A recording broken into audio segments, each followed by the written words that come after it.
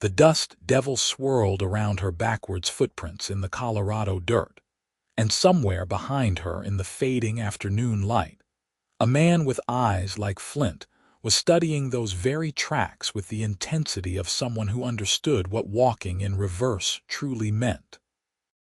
Delilah Thorne had been moving this way for 3 miles now, her calves burning with the unnatural gait, her neck aching from looking over her shoulder every few steps. The September sun beat down on Fort Lyon with relentless heat, and sweat traced rivers down her spine beneath the worn cotton dress she had stolen from a clothesline 2 towns back. She had left everything behind in Santa Fe. Her father's ranch, her promised engagement to Marcus Wayfield, the suffocating expectations of a life that had never been hers to choose. She had taken nothing but the clothes on her back and her mother's wedding ring hidden in her boot, and she had run, not just run, fled, escaped.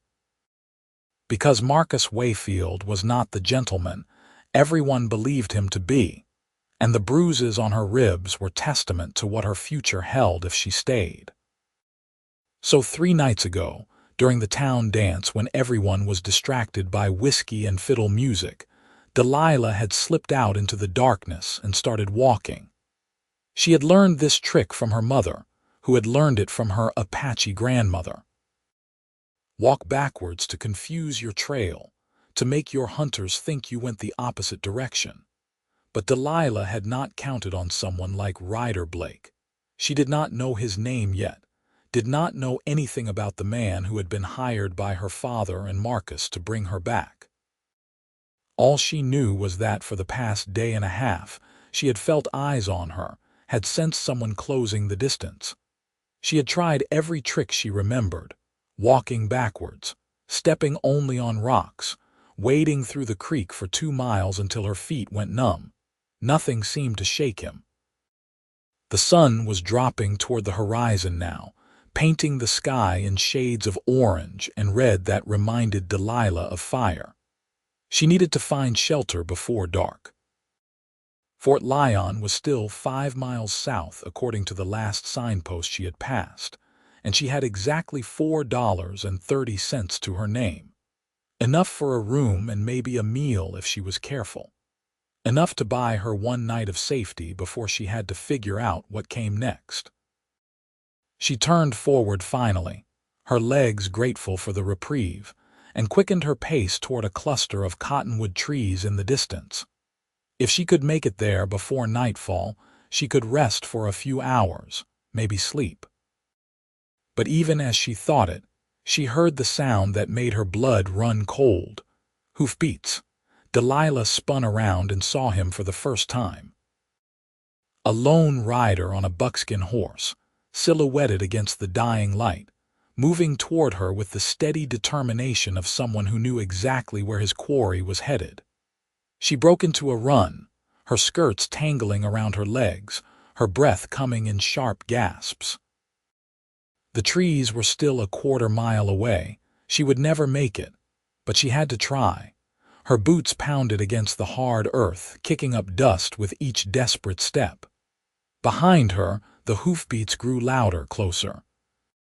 She could hear the horses breathing now, could almost feel the ground trembling beneath its weight. Then a rope sailed past her head and she ducked instinctively, stumbling over a rock and going down hard on her hands and knees. The rider pulled up beside her, and Delilah looked up into the face of the man who had been tracking her. He was younger than she expected, maybe 25 or 26, with dark brown hair that curled slightly at his collar and eyes the color of smoke. His face was tanned from long days in the sun, his jaw covered in several days' worth of stubble. He wore a dusty brown hat, a faded blue shirt, and leather chaps over his trousers. A gun belt sat low on his hips, but his hands were empty of weapons as he swung down from his horse. "Miss Thorne," he said, and his voice was lower than she expected, rough like gravel but not unkind. "I have been hired to bring you back to Santa Fe." Delilah pushed herself to her feet, ignoring the pain in her scraped palms. I will not go back. Your father is worried about you. My father sold me to Marcus Wayfield like I was cattle. She spat the words at him, letting all her anger and fear rise to the surface. I am not going back to that. The cowboy studied her for a long moment, his eyes moving over her face and down to where she clutched her ribs unconsciously. Something flickered in his expression, there and gone so fast she almost missed it. I am being paid to bring you back. $200. Then I suppose you will have to drag me. Delilah lifted her chin, meeting his gaze with all the defiance she could muster. Because I will fight you every step of the way. He was quiet for another moment, then he reached up and took off his hat, running his hand through his hair. When did you last eat? The question caught her off guard. What? Food, Miss Thorne.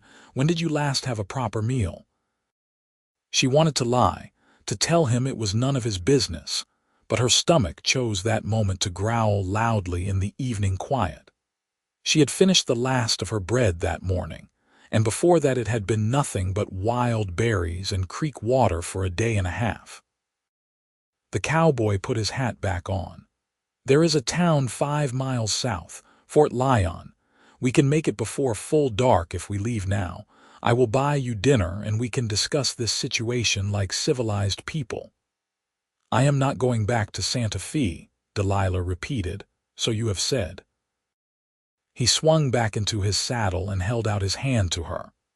But you cannot keep walking backwards across Colorado, and you cannot outrun me on foot, so let us get you fed, and then we will talk. Every instinct told Delilah to refuse, to keep running even though she knew it was futile.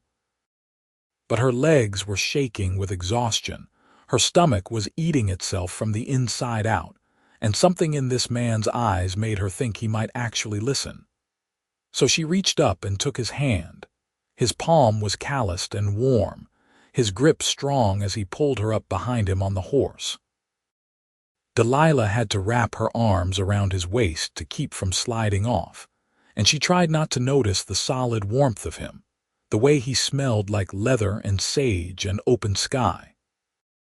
The horse started forward at an easy walk, and she pressed her cheek against the cowboy's back, too tired to hold herself upright anymore. "What is your name?" she asked after a while. "Ryder Blake. Are you from Santa Fe, Wyoming originally? But I go where the work takes me." "And the work brought you here to hunt me down." She felt him shift slightly in the saddle. "I am a tracker, Miss Thorne. I find things that do not want to be found, usually stolen cattle or horses, sometimes people. I am not stolen, I left of my own will. I know." His voice was quiet. "I have been reading your trail for 2 days now. I know you are alone. I know you have been walking backwards to hide your tracks. I know you are scared." Delilah stiffened. "I am not scared, I am angry. You can be both." She did not answer that, because he was right and she hated that he was right. They rode in silence as the sun finished its descent and the first stars began to appear overhead. The air cooled quickly, as it always did in the high desert country, and Delilah found herself grateful for the warmth radiating from Ryder's back. Fort Lyon appeared in the distance as a cluster of lights against the darkness, and as they drew closer Delilah could make out the shapes of buildings lining a single main street. It was not a large town, maybe a few hundred people at most, but it had a saloon with a restaurant attached, and that was all that mattered right now. Ryder guided his horse to the hitching post outside the saloon and dismounted, then reached up to help Delilah down. Her legs nearly gave out when her feet hit the ground, and his hands steadied her at the waist until she found her balance. "Thank you," she said stiffly. He nodded and tied his horse, then gestured toward the restaurant entrance. "After you." The interior was warm and smelled like roasted meat and fresh bread, and Delilah's mouth watered immediately. A few men sat at tables nursing drinks, and a tired-looking woman with gray hair took their order without much conversation. Ryder ordered steak and potatoes for both of them, plus coffee, and then he led Delilah to a table in the back corner where they could talk without being overheard. They sat in awkward silence until the coffee arrived, hot and black and perfect. Delilah wrapped her hands around the cup and let the warmth seep into her fingers. Across from her, Ryder watched her with those steady gray eyes, and she could not quite read his expression. "Tell me about Marcus Wayfield," he said finally. "Why, what does it matter to you?" "Because I am trying to decide whether to take you back or let you go." Delilah's heart jumped. "You would do that, lose $200. I would if I had good reason." He leaned back in his chair. "So tell me about him." She looked down at her coffee, at the dark liquid reflecting the lamplight. She had not told anyone about Marcus. Not her father, who thought the man was a perfect match. Not her friends, who envied her engagement to such a wealthy rancher. Not even her maid Rosa, who had helped her pack her bags that night. But something about Ryder Blake made her want to talk.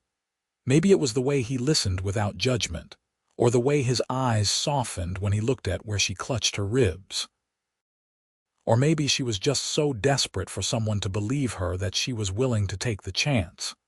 "He hit me," she said quietly, 3 times during our engagement, once because I disagreed with him about which horse to buy. Once because I laughed too long at another man's joke at a dinner party. The 3rd time was because I said I wanted to wait a few years before having children." She looked up at Ryder. "That time he broke 2 of my ribs. I told my father I fell off my horse. He believed me because it was easier than believing the truth." Ryder's jaw tightened, but his voice stayed calm. "And your father still wants you to marry him." "My father wants the land merger. The Wayfield Ranch borders ours, and together they would be the largest spread in northern New Mexico. What I want does not factor into his plans." The food arrived then, and for a few minutes they ate in silence. Delilah had not realized how hungry she was until the first bite of steak touched her tongue, and then she had to force herself to eat slowly, to not make herself sick. Across from her, Ryder ate with the efficient movements of someone who had spent a lot of time on the trail, and she found herself studying him when she thought he was not looking. He was handsome in a rough way, all sharp angles and hard muscles earned through work rather than leisure. His hands were scarred across the knuckles, and she saw rope burns on his wrists where his sleeves rode up. This was a man who made his living with his hands and his mind, who understood the land and the animals that moved across it. A tracker. A hunter. Someone who saw the world in signs most people missed. "Why did you walk backwards?" he asked, pulling her from her thoughts. "My mother taught me. She said it was an old Apache trick to confuse pursuers. It is, but it only works if the tracker does not know what they are looking for." He took a sip of his coffee. "I saw the backwards prints and knew immediately what you were doing. The stride was too short, the weight distribution all wrong. You were not walking away from Santa Fe, you were walking towards something."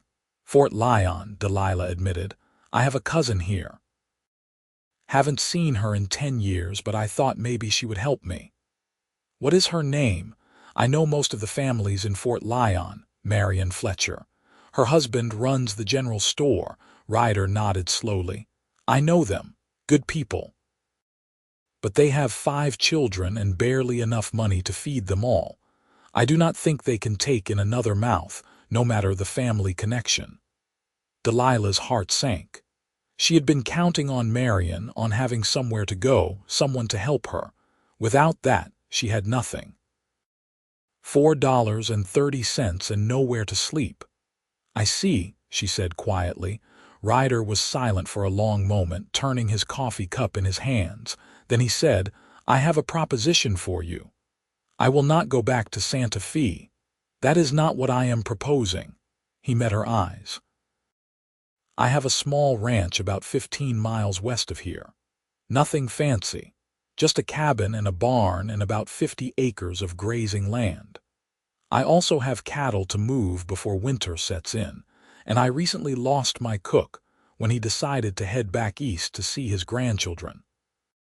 The work is hard, the pay is not great, but it comes with room and board and a place where no one from Santa Fe will think to look for you.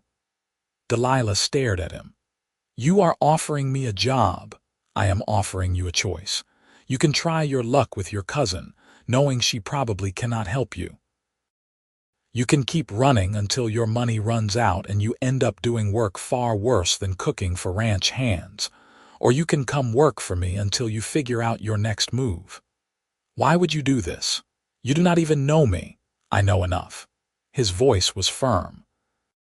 I know you are brave enough to run from a bad situation. I know you are smart enough to try to hide your trail. And I know that no woman should be forced to marry a man who raises his hand to her. He paused. Besides, I need a cook. You need a job. Seems like a fair trade. But what about the $200? My father will not pay you if you do not bring me back. Ryder shrugged. I have lived without $200 before. I will manage. Delilah looked down at her plate, her mind racing. This could be a trap, a way to lull her into trusting him before he dragged her back to Santa Fe in chains. But something in his eyes told her he was telling the truth, that he genuinely wanted to help her. And even if she was wrong, even if this was a mistake, what other choice did she have? How long would you need a cook? She asked. Through the winter at least, maybe longer depending on how things go. And I would have my own room, my own space. You would have the loft in the cabin. It is not much, but it is private and warm. Delilah took a breath. And if I decide to leave after winter, you would let me go. No questions asked.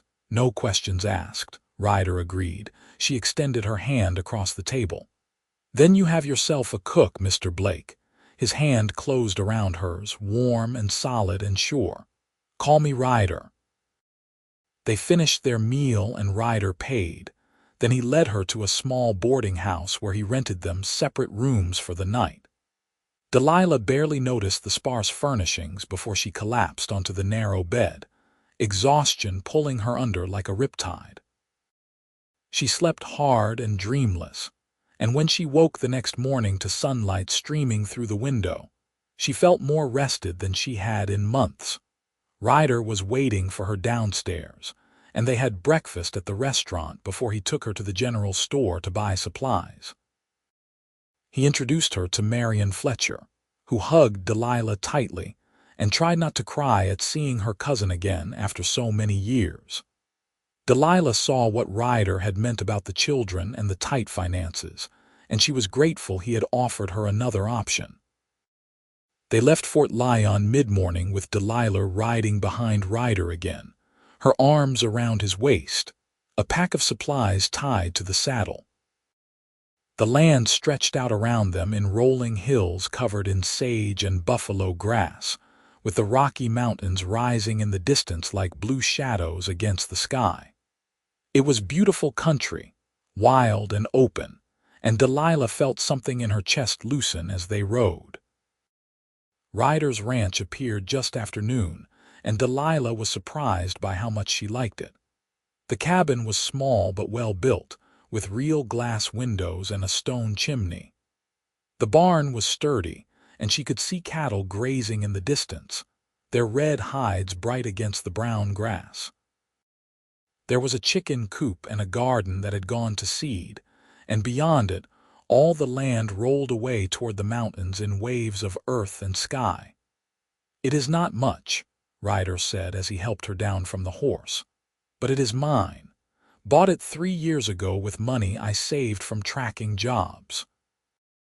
It is wonderful, Delilah said honestly. He showed her inside, and the cabin was simple but clean. One main room with a kitchen area along one wall, a stone fireplace on another, and a table with chairs in the middle. A door led to a small bedroom, and a ladder in the corner climbed to the loft where she would sleep.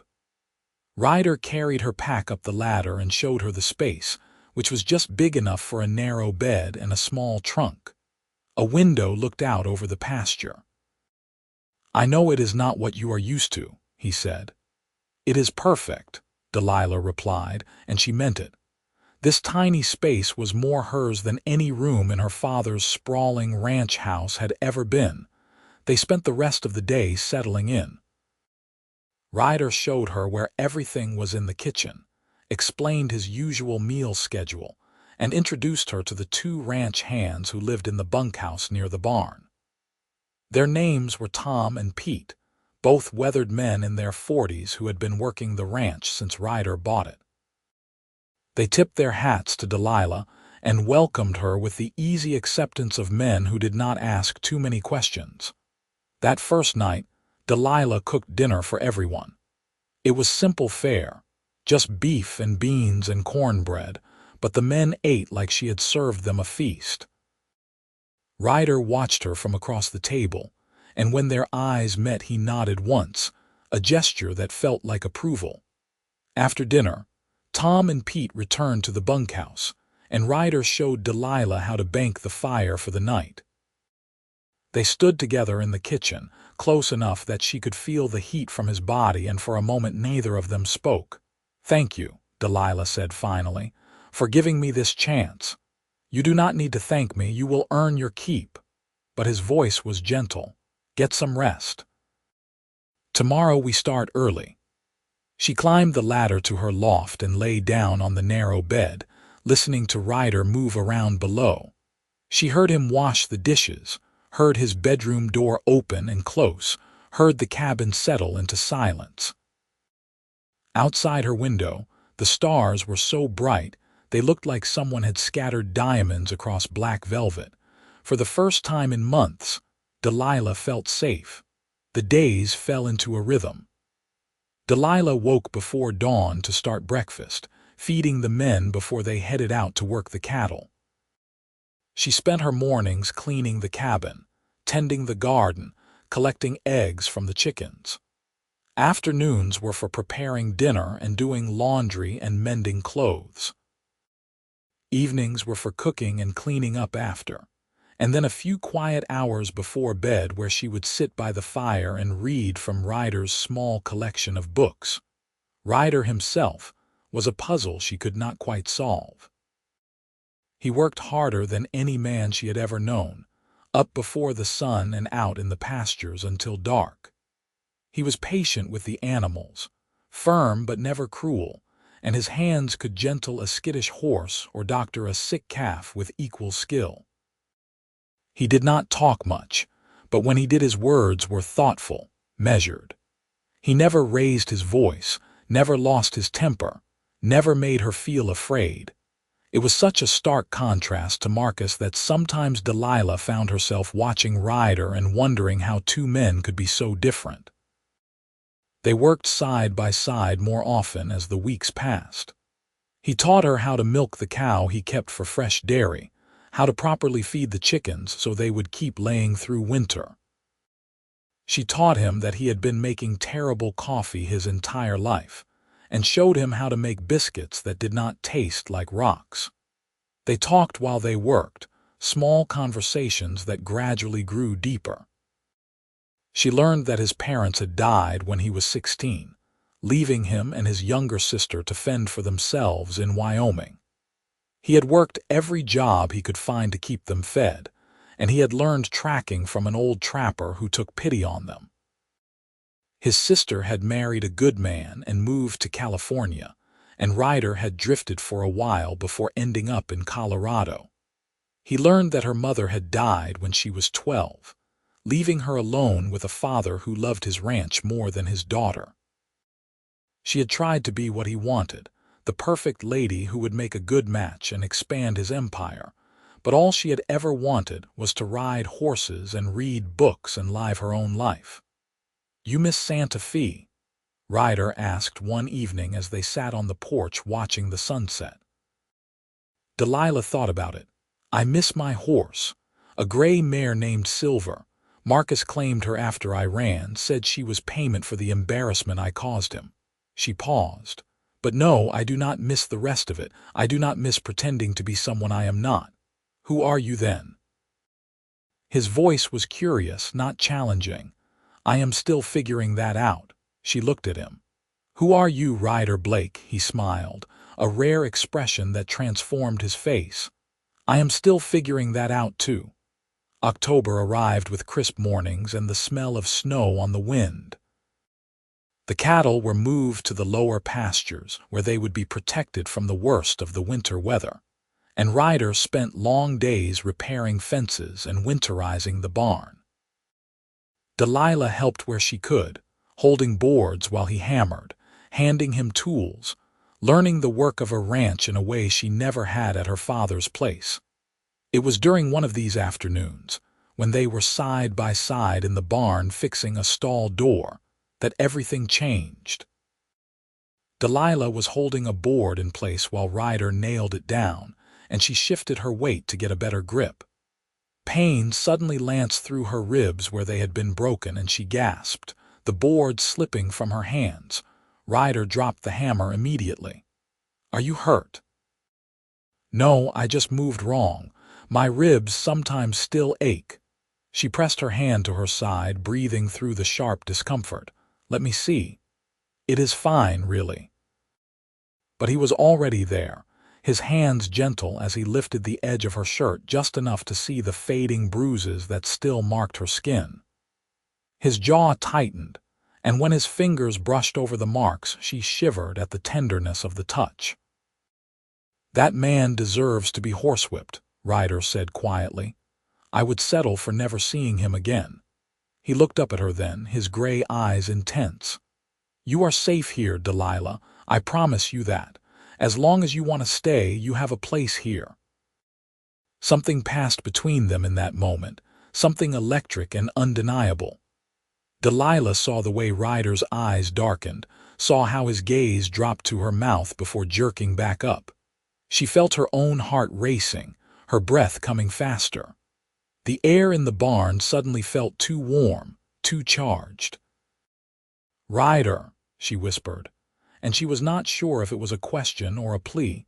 He stepped back, breaking the moment, his hands curling into fists at his sides. We should finish this before it gets dark. They worked in strained silence for the rest of the afternoon, and at dinner that night, the tension was thick enough to cut with a knife.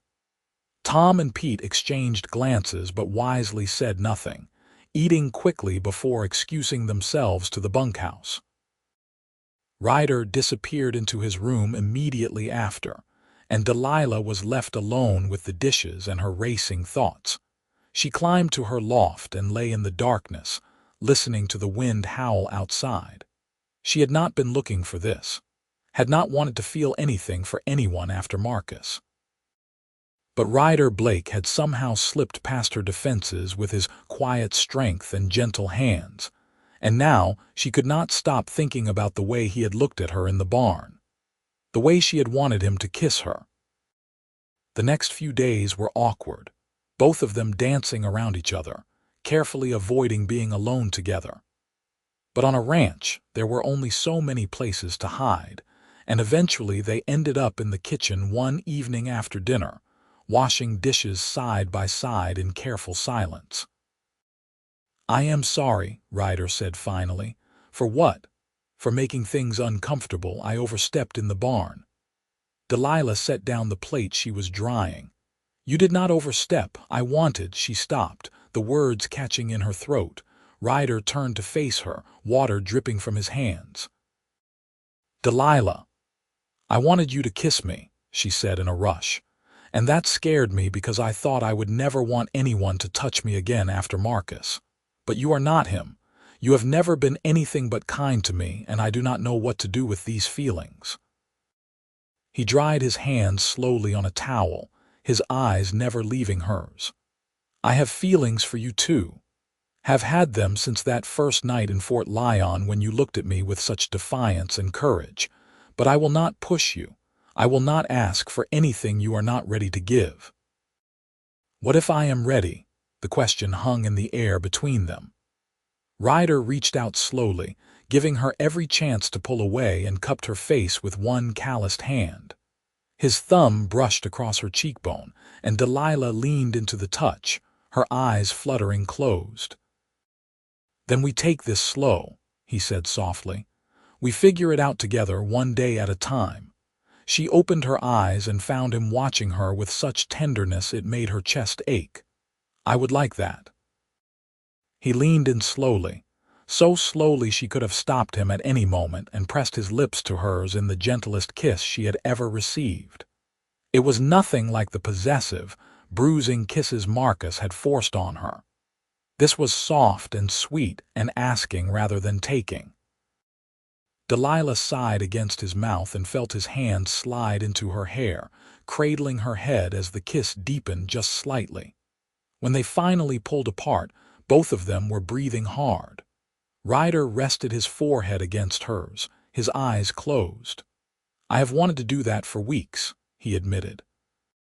I wish you had done it sooner. He laughed, the sound rusty but genuine, and Delilah felt warmth bloom in her chest. They stood there in the kitchen, wrapped around each other as the fire crackled in the hearth and the wind sang outside. And for the first time since she had run from Santa Fe, Delilah felt like she had found home. Courting on a working ranch was different from the formal affairs Delilah had known in Santa Fe.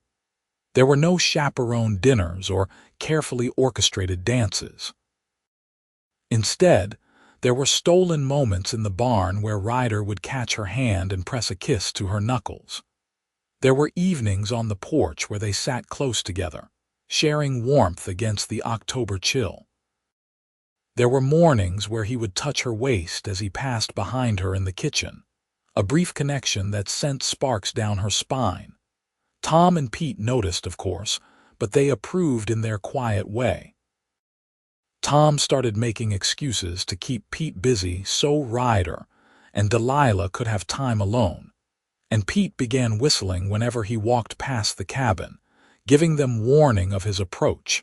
Delilah found herself falling deeper every day.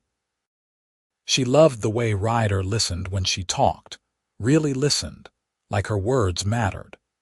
She loved how he never made her feel weak or foolish, how he valued her opinions on everything from cattle breeding to which books to read. She loved his hands, strong and scarred but so gentle when they touched her.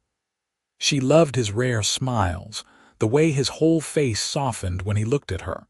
She loved him. She realized one morning as she watched him work with a young horse in the corral.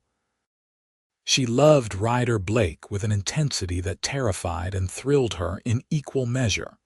November brought the first snow, just a light dusting that turned the world white for a few hours before melting away. Delilah stood in the doorway of the cabin and watched the flakes fall, and Ryder came up behind her, wrapping his arms around her waist and resting his chin on her shoulder. "Beautiful," he murmured. "It is," she agreed. "I was talking about you." She turned in his arms and kissed him, pouring all her feelings into the press of her lips against his. His arms tightened around her, and they stood there in the doorway while snow fell around them and the world went quiet. That night, after Tom and Pete had gone to the bunkhouse, Delilah and Ryder sat together on the couch he had recently purchased from a family moving back east. She was curled against his side, his arm around her shoulders, and they watched the fire dance in the hearth. "I need to tell you something," Delilah said quietly. She felt Ryder tense slightly. "What is it?" "My father and Marcus will not stop looking for me, Marcus especially. He sees me as his property, as something stolen from him. Eventually someone will mention a woman working at a ranch west of Fort Lyon, and they will come here. Let them come." Ryder's voice was hard. "They will not take you anywhere you do not want to go. I do not want you to get hurt because of me." He turned to face her fully, his hands framing her face. "Delilah, listen to me. I would face down 100 angry fathers and violent fiancés for you. You are not alone in this anymore. We will handle whatever comes together. You really mean that? I have never meant anything more in my life." He kissed her forehead. "Besides, they would have to find you first, and I am very good at hiding things I want to keep safe." She smiled despite her worry. "Is that what I am? Something you want to keep safe. You are everything I want, period. The words hit her square in the chest, and Delilah felt tears prick her eyes. No one had ever said anything like that to her before. No one had ever made her feel like she was enough just as she was. "I love you," she whispered. Ryder went very still. "Say that again." "I love you, Ryder Blake." He kissed her then, deep and thorough, and Delilah felt the world tilt on its axis. When they finally broke apart, both breathing hard, his eyes were bright with emotion. "I love you too," he said roughly. "Have loved you since you climbed on my horse and refused to give up even when you had every reason to. I love your courage and your strength and the way you hum when you cook. I love how you sneak extra food to the barn cats and how you read the same passages of books over and over when you really like them. I love every single thing about you, Delilah Thorne." She was crying now, happy tears that she could not stop. Ryder wiped them away with his thumbs and kissed her again, softer this time, a promise rather than a passion. They sat together for hours that night, wrapped up in each other, making quiet plans for a future that suddenly seemed possible. Ryder wanted to expand the ranch, maybe buy more land if they could save enough. Delilah wanted to start a real garden in the spring, maybe get some pigs to go with the chickens. They talked about children someday, though Delilah was clear that she wanted to wait, to have time just the two of them before adding anyone else to the mix. Ryder agreed readily, saying he would wait as long as she needed. As the fire burned down to embers, Delilah felt a peace settle over her that she had never known before. This was what love was supposed to feel like, safe and warm and full of possibility. The trouble arrived 3 weeks later on a cold December afternoon. Delilah was in the cabin making bread when she heard horses approaching. She looked out the window and felt her blood turn to ice. 5 men on horseback, and even from a distance, she recognized her father's black gelding and Marcus Wayfield's silver saddle. They had found her. She ran out to the barn where Ryder was working on a saddle repair. "They are here, my father and Marcus." Ryder was on his feet immediately. "Go back to the cabin and stay inside." "Ryder, no, they could hurt you." He cupped her face in his hands. "I will be fine, but I need you safe." "Please, Delilah, trust me." She nodded, fear clawing at her throat, and ran back to the cabin. From the window she watched Ryder walk out to meet the approaching riders, his posture relaxed but his hand resting casually on his gun belt. Tom and Pete appeared from the bunkhouse, flanking him, and Delilah felt a rush of gratitude for their loyalty. The riders pulled up in the yard, and Delilah saw her father clearly for the first time in 3 months. He looked older, more weathered, his face hard with anger. Marcus sat beside him, immaculate as always in his expensive clothes, his handsome face twisted into something ugly. "Where is my daughter?" her father demanded. "I believe you mean where is Miss Thorne," Ryder replied calmly, "and she is exactly where she wants to be." "That girl belongs at home," Marcus said. "We have been searching for her for months. Do you have any idea the embarrassment she has caused?" "I do not care about your embarrassment, Wayfield." Marcus's eyes narrowed. "You are Blake, the tracker we hired to find her. You were supposed to bring her back to Santa Fe. Plans changed. I paid you $200. No, you offered me $200. I never took the job." Ryder's voice was steel wrapped in silk. "Miss Thorne is an adult woman who chose to leave. That is not kidnapping or theft. That is freedom." Delilah's father dismounted and 2 of the other men followed suit. "That girl is my daughter and she is coming home. Now bring her out here." "I will not do that. Then I will go in and get her myself." Ryder moved to block the path to the cabin, and Delilah saw Tom and Pete shift position, ready to back him up. "You will not lay a hand on her." "Boy, I do not know who you think you are. I am the man she loves," Ryder interrupted. and the man who loves her. And I will die before I let anyone take her somewhere she does not want to go." The words rang out across the yard, and Delilah pressed her hand to her mouth to stifle a sob. He was protecting her, was willing to risk everything for her. Marcus was off his horse now, too, his face flushed with rage. "She is my fiancée." "She was engaged to you under duress," Ryder replied, "and engagements can be broken. Not when there are contracts involved. Her father and I have a legal agreement. An agreement she did not sign, therefore it is not binding on her." Ryder took a step forward. "But let me make something else very clear, Wayfield. I know what you did to her. I have seen the bruises, the broken ribs. If you ever come near her again, legal agreements will be the least of your concerns." Marcus paled slightly, then rallied. "You have no proof of any such thing." "It is her word against mine. It is the word of a woman I trust against a man who hits people weaker than him. I know which one I believe." Delilah's father looked between Ryder and Marcus, and something in his expression shifted. "Marcus, is this true? Did you strike my daughter?" "Of course not. She is making up stories to avoid her responsibilities." But her father's eyes had hardened. He turned to the cabin and called out, "Delilah, come here. Now." Delilah's hands were shaking as she opened the door and stepped out onto the porch. Ryder immediately moved to her side, putting himself between her and the other men. Her father studied her for a long moment. "Did Marcus Wayfield strike you?" She lifted her chin, channeling all the courage Ryder had helped her find. "Yes, multiple times. The last time he broke 2 of my ribs because I said I wanted to wait to have children." "She is lying," Marcus said quickly.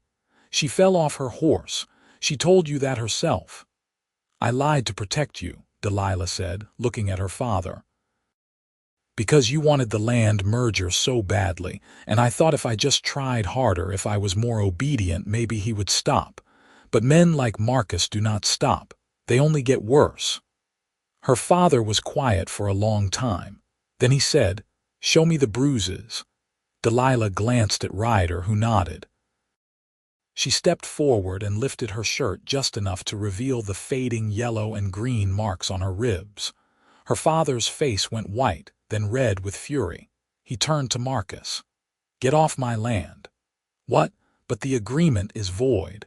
I will not marry my daughter to a man who beats her." Her father's voice shook with anger. "I may be a lot of things, but I am not that. You have until the count of 3 to ride out of here, and if I ever see you near my family again, I will shoot you myself." Marcus looked around wildly, but he was outnumbered and outgunned. He swung back into his saddle, his face ugly with rage. "This is not over." "Yes, it is," Ryder said quietly. "And if you do not leave right now, I will make sure everyone in New Mexico knows exactly what kind of man you are. I have friends in every town from here to Texas, and they can spread word faster than you can ride. Your reputation will be destroyed by sunset." Marcus stared at him, then at Delilah, then wheeled his horse around and galloped off with 2 of his men following. The dust from their departure settled slowly in the cold air. Delilah's father stood in the yard, looking older than she had ever seen him. "I am sorry," he said finally. "I should have listened when you tried to tell me. I should have protected you better." "You should have," Delilah agreed. "But you did the right thing just now. That matters." He nodded slowly, then looked at Ryder. "You love her more than anything in this world, and you will take care of her, keep her safe, with my life." Her father took a long breath. "Then I suppose she is in better hands than mine ever were." He mounted his horse. "Delilah, if you ever need anything, you send word, and if you ever want to come home for a visit, you would be welcome." "Thank you, father." He rode away with the remaining men, and Delilah watched them disappear over the hill. Then her knees gave out and Ryder caught her, holding her up as she shook with reaction. "It is over," he murmured into her hair. "You are safe. I have you." She clung to him and let the tears come, months of fear and tension pouring out of her. Tom and Pete discreetly returned to the bunkhouse, and Ryder carried her inside, settling on the couch with her in his lap. He held her while she cried, stroking her hair and whispering reassurances until the storm passed. When she finally calmed, she looked up at him with red eyes. "You stood up to them. You protected me." "Always," he promised. "I will always protect you. I love you so much. I love you too." He kissed her forehead. "And I have a question for you, though this is maybe not the best timing." "What question?" He shifted her off his lap and stood, then dropped to one knee in front of her. Delilah's breath caught as he took her hand in both of his. "I know we have not been together very long," Ryder said. "And I know you have been through hell. But I also know that I want to spend the rest of my life with you. I want to build something real with you, something lasting. I want to wake up next to you every morning and fall asleep with you every night. I want children with you someday when you are ready. I want everything, Delilah. Will you marry me?" She was crying again, but this time they were tears of joy. "Yes, yes, 1,000 times yes." He pulled a ring from his pocket, a simple gold band with a small diamond that caught the firelight. "It was my mother's. I know it is not fancy, but it is perfect." She held out her hand and let him slide it onto her finger. "Everything about this is perfect." He kissed her then, deep and sweet, and Delilah felt her entire world shift into focus. This was her future. This man, this ranch, this life they would build together. Everything she had run from in Santa Fe seemed like another lifetime now. They were married 3 weeks later in Fort Lyon, with Tom and Pete standing as witnesses and Marion Fletcher crying happy tears in the front row of the church. Delilah wore a simple blue dress that Marion had helped her make, and Ryder wore his best shirt and a nervous smile. The ceremony was short and sweet, and when the preacher pronounced them husband and wife, Ryder kissed her like she was the most precious thing in the world. They celebrated with dinner at the restaurant where they had shared their first meal, and that night they returned to the ranch as husband and wife. Ryder carried her over the threshold of the cabin, both of them laughing, and Delilah felt a happiness so complete it almost hurt. Their wedding night was tender and unhurried, Ryder taking every care to make sure she felt safe and loved. He was patient with her nervousness, gentle with her healing heart, and by the time dawn broke through the windows, Delilah understood what it meant to be truly cherished. Winter settled in earnest after that, the snow coming fast and deep. Delilah and Ryder spent the long, cold months curled up together by the fire, learning each other in the way newlyweds do. They talked for hours about everything and nothing. They read books aloud to each other. They made love and made plans and made a life together. Spring arrived in a rush of green and birdsong, and Delilah threw herself into planting the garden she had dreamed of. Ryder expanded the cattle herd and bought more land from a neighbor looking to sell. They worked side by side through the long days, and at night they fell into bed exhausted and happy. Summer brought a letter from Delilah's father, apologizing again and informing her that Marcus Wayfield had left New Mexico in disgrace after word of his behavior spread. Several other women had come forward with similar stories, and the Wayfield ranch was in shambles. Her father also mentioned that he had added Delilah to his will, ensuring she would inherit her fair share of the Thorne ranch when he passed. Delilah read the letter to Ryder on the porch one evening, and he wrapped his arm around her shoulders. "How do you feel about that?" "I feel like a chapter is finally closed," she said. "Like I can move forward without looking over my shoulder anymore." "Good." He kissed her temple. "Because I have been thinking we should take a trip to Wyoming next month. I want you to meet my sister." "I would love that." They made the trip in August, traveling by train to California where Ryder's sister Clara lived with her husband and 3 children. Clara welcomed Delilah with open arms, and the 2 women became fast friends. They spent 2 weeks there, and Delilah loved seeing Ryder with his nephews and niece, the way he roughhoused with the boys and let the little girl braid his hair. It gave her a glimpse of the father he would be someday, and her heart swelled with love for him all over again. On the train ride home, Delilah rested her head on Ryder's shoulder and said, "I think I am ready." Ready for what? To start a family. Not right away, but maybe soon. She felt him tense with surprise, then relax. "Are you sure?" "There is no rush, I am sure." She looked up at him. "I want to have children with you. I want to fill that cabin with love and laughter. I want everything we talked about." He kissed her, slow and deep, and when they broke apart his eyes were shining. "Then let us make that happen." It took several months, but the following spring Delilah realized her monthly courses had not come. She waited another few weeks to be sure, then told Ryder over breakfast one morning. He dropped his fork, his face cycling through shock, joy, and terror in rapid succession. "Are you certain?" "As certain as I can be without seeing a doctor." He was around the table in an instant, pulling her into his arms and spinning her around. "We are going to have a baby." "We are going to have a baby," she confirmed, laughing.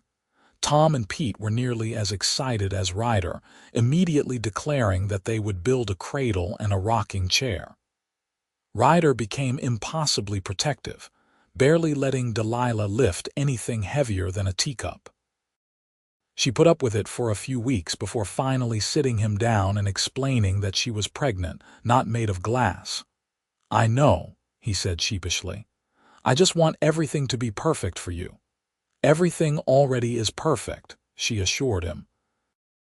"You have given me a life I never dreamed possible, a home, a purpose, a love that fills me up every single day. This baby is just one more blessing on top of all of that." He pulled her into his arms, careful of her growing belly. "I love you so much it scares me sometimes. I know the feeling." She kissed him. "But we will figure it out together, just like we have figured out everything else." The pregnancy progressed smoothly, and Delilah bloomed with health. Her belly grew round and full, and she loved watching Ryder talk to their child through her skin, telling stories about the ranch and making promises about all the things they would do together. In late November, on a cold night when the stars were bright overhead, Delilah went into labor.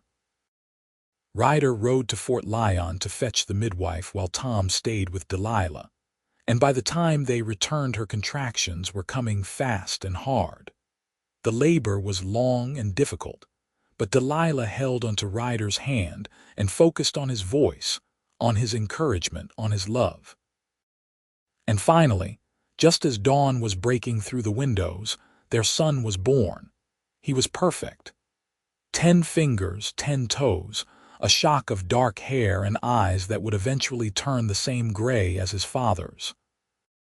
Ryder held him with shaking hands, tears streaming down his face as he stared at this tiny person they had created.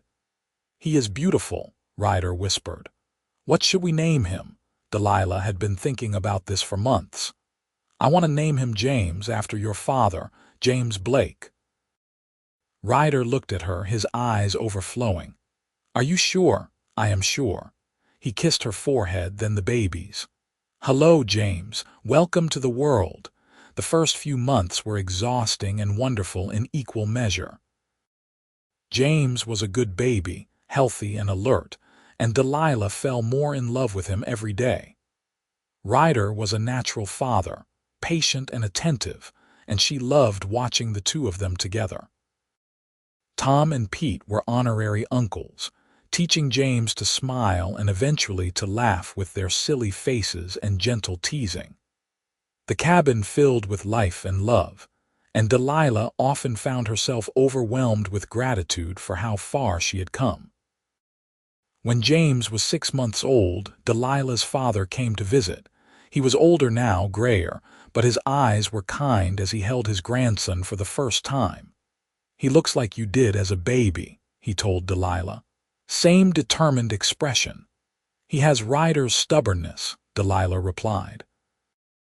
Her father smiled. "That will serve him well in this life." He looked at her seriously. "I am proud of you, Delilah. You built something real here, something lasting. Thank you, Father. That means more than you know." He stayed for 3 days, getting to know Ryder and seeing the ranch they had built together. Before he left, he pulled Delilah aside and handed her a bank draft for a substantial sum of money. "I cannot accept this," she protested. "It is your inheritance, or part of it anyway. Use it to expand the ranch, or save it for James's future, or do whatever you want with it. But take it. You earned it just by surviving everything you went through." She hugged him tightly, and when he rode away, she felt another piece of her past fall into place. She was no longer running from something. She was running toward a future of her own making. The years passed in a blur of seasons and milestones. James grew into a sturdy toddler, then a curious little boy. When he was 3, Delilah gave birth to a daughter they named Rose, a tiny girl with her mother's dark hair and her father's gray eyes. 2 years after that came another son, Samuel, who was loud and opinionated from the moment he entered the world. The ranch prospered. With Delilah's inheritance, they bought more land and expanded the herd significantly.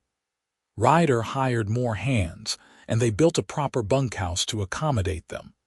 The cabin was expanded as well, adding more bedrooms and a larger kitchen. Delilah started a vegetable business, selling her produce to stores in Fort Lyon and neighboring towns. They faced challenges, of course. There were hard winters and dry summers, cattle lost to disease or predators, injuries and illnesses that scared them. But they faced everything together, Ryder and Delilah, their partnership stronger than any storm that came their way. On their 10th wedding anniversary, they stood together on the porch watching their 3 children play in the yard. James was teaching Rose how to rope a fence post while Samuel ran circles around them, making the sounds of a galloping horse. "Can you believe it has been 10 years?" Delilah asked, leaning against Ryder's side. "Feels like both a lifetime and yesterday." He wrapped his arm around her waist. "Do you ever regret it? Walking backwards across Colorado, running from your old life?" Delilah looked up at him, at the man who had read her signs and followed her, who had offered her a choice when she had none, who had loved her when she thought she could never be loved again. "Not for a single second," she said. "That was the first step toward everything good in my life, toward you, toward this, toward them." She gestured at the children. "I would walk backwards 1,000 miles if it meant ending up right here." He kissed her, long and sweet, and when they broke apart both of them were smiling. "I love you, Delilah Blake.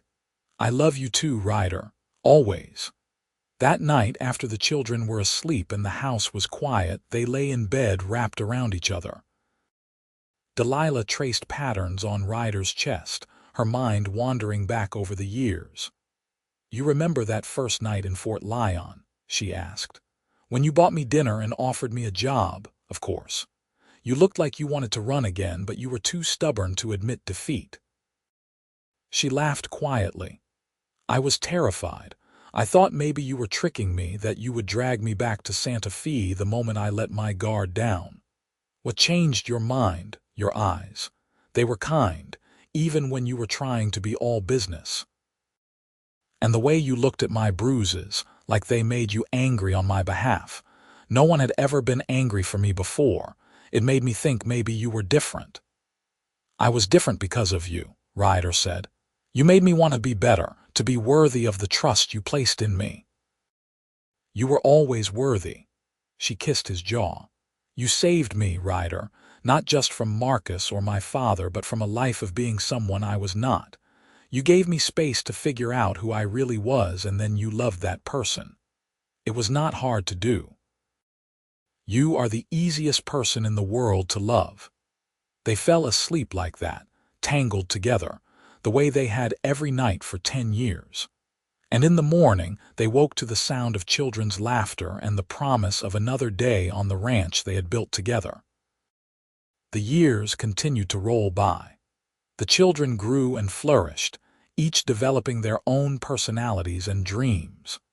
James inherited his father's skill with horses and tracking, often accompanying Ryder on trips to neighboring ranches. Rose had her mother's head for business and took over managing the ranch accounts when she was barely 16. Samuel was the dreamer, always reading books and talking about seeing the world beyond Colorado. Ryder's hair started going gray at the temples, and Delilah found laugh lines appearing around her eyes. They welcomed grandchildren eventually, James marrying a schoolteacher from Fort Lyon and giving them 2 granddaughters. Rose married a rancher from Wyoming, and Samuel surprised everyone by becoming a doctor and settling in Denver. Through it all, Ryder and Delilah remained each other's anchor. They still walked together in the evenings, hand in hand, talking about their day. They still read books aloud to each other by the fire in winter. They still made love with the passion of newlyweds, even as their bodies aged and changed. On their 30th anniversary, their children and grandchildren gathered at the ranch for a celebration. The house was full of noise and laughter, 3 generations of Blakes talking and eating and sharing stories. Delilah stood in the kitchen watching it all, her heart so full she thought it might burst. Ryder came up behind her and wrapped his arms around her waist, resting his chin on her shoulder just like he had done that first winter all those years ago. "Happy anniversary," he murmured. "Happy anniversary." She leaned back against him. "Did you ever imagine this, all of this?" "Not in my wildest dreams. I thought I would spend my life alone, drifting from job to job. Then a stubborn woman walked backwards across Colorado and changed everything." Delilah turned in his arms and looked up at him. His hair was more gray than brown now, his face lined with years of sun and hard work, but his eyes were still the same. Still kind, still intense, still looking at her like she was the most precious thing in the world. "I would do it all again," she said. "Every backward step, every moment of fear, all of it, because it led me to you. And I would follow those signs every time," he replied. "Would read every track, cross every mile, because you are worth it. You have always been worth it."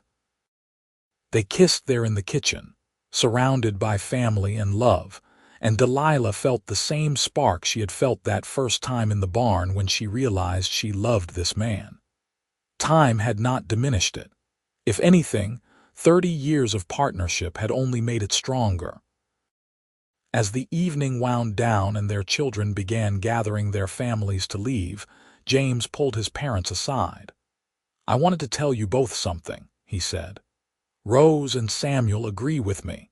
We are having a sign made for the ranch entrance. Blake Family Ranch, established 1876.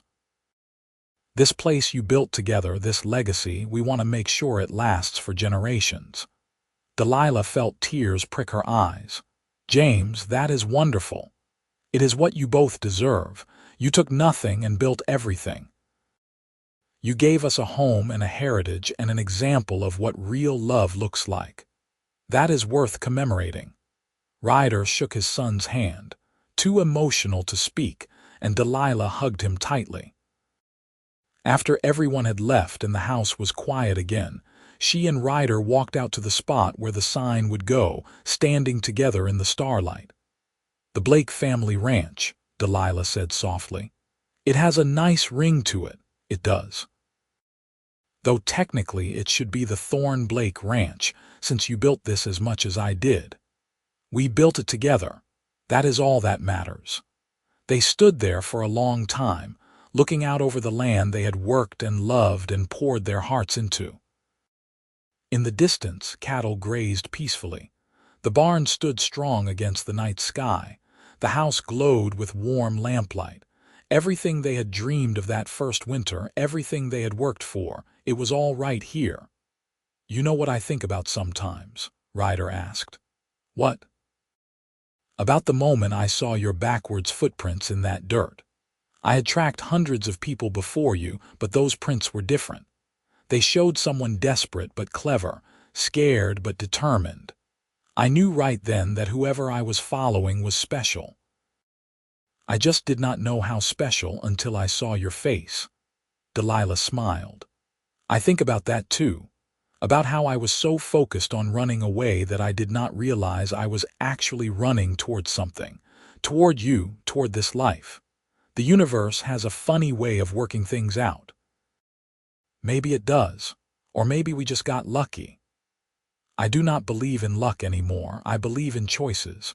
You chose to help me instead of taking me back. I chose to trust you instead of running. We chose each other over and over every day for 30 years. That is not luck. That is love."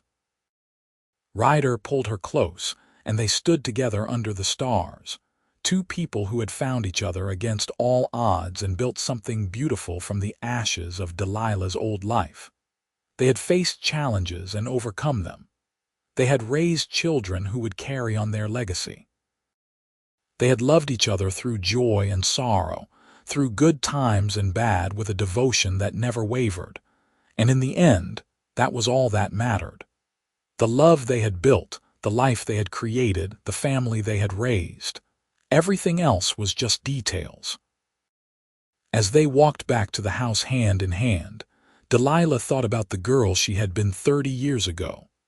That frightened, desperate woman walking backwards across Colorado, trying so hard to hide her trail. She would have never believed that the cowboy following her signs would become her salvation, her partner, her greatest love. But Ryder had seen beyond the backwards footprints to the woman making them. He had seen her strength, her courage, her worth. And he had chosen her, not for what she could give him, but for who she was. That was the greatest gift he had ever given her. Not the ranch or the security or even the family they had built, but the gift of being truly seen and deeply loved for exactly who she was. They lived many more years on the Blake family ranch, growing old together in the house they had expanded room by room. They welcomed more grandchildren and eventually great-grandchildren, each generation adding to the legacy of love that Delilah and Ryder had started. When Delilah was in her 70s, she began writing down their story, not the sanitized version she told the grandchildren, but the real story. The abuse she had suffered, the fear that drove her to walk backwards across Colorado, the way Ryder had tracked her, caught her, and then set her free by offering her a choice. She wrote about their courtship and their marriage, about building the ranch and raising their children. She wrote about the challenges they faced and the love that saw them through. And she wrote about what it meant to be truly loved by someone who saw all of you and chose you anyway. When she finished, she showed it to Ryder. They sat together on the porch, older now but still deeply in love, and he read every word with tears streaming down his weathered face. "This is beautiful," he said finally. "This is us. This is our truth," Delilah agreed. "I want the grandchildren to know it someday, to understand that love is not always easy or simple, but it is always worth fighting for." They sat in comfortable silence, watching the sun set over the land they had spent a lifetime tending. Delilah leaned against Ryder's shoulder, feeling the steady beat of his heart, and thought about how far they had come. From backwards footprints in the dust to this moment, 50 years of marriage and a lifetime of love.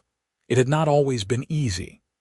There had been struggles and sorrows, losses and disappointments, but through it all they had each other. They had built something that would outlast them both, a legacy of love and partnership that would echo through generations. "I love you," Delilah said softly. "I love you too," Ryder replied, pressing a kiss to the top of her head. Always have, always will. And there, on the porch of the house they had built together, surrounded by the land they had tended and the life they had created, Delilah Thorne Blake felt a peace so complete it was almost holy. She had walked backwards into her future all those years ago, trying to hide her trail from those who would harm her. But Ryder Blake had read those signs like poetry, had followed her not to drag her back but to offer her something better, a choice, a chance, a love that transformed everything. It was more than she had ever dreamed possible, sitting in that backwards trail of footprints 50 years ago. But then, the best love stories always are. They start with fear and courage, with risk and trust, with someone willing to follow the trail and someone brave enough to stop running. They had both been those people. And together, they had created something extraordinary. As the stars began to emerge overhead and the night sounds of the ranch filled the air, Delilah and Ryder sat together in the gathering darkness, their hands intertwined, their hearts beating in sync. They had lived a full life, rich with love and meaning, and they had no regrets. The backwards trail that had brought them together was long since blown away by wind and time. But the love it had led to remained, strong and true and eternal. And that was all they had ever needed. Each other, this land, and the family they had built together, one choice at a time. It was everything. And it was enough.